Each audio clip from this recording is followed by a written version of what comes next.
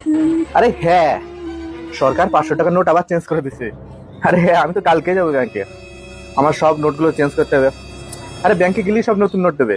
হ্যাঁ হ্যাঁ, আর তুইও আয়। তুইও আয়, সমস্যা নাই।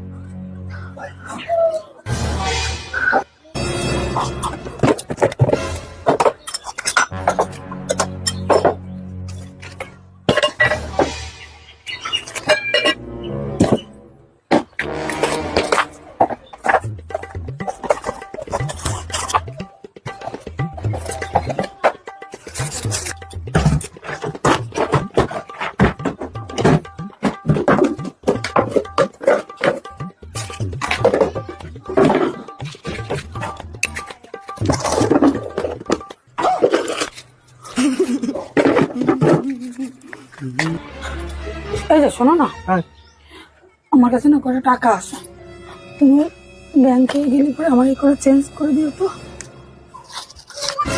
কিছুদিন ধরে আমার প্যান্টের পকেটেতে 500 টাকা অনবরত গায়েব হয়ে যাচ্ছিল। সরকার কোনো টাকা চেঞ্জ করে নাই, যে 500 টাকার নোট সেরকমই আছে।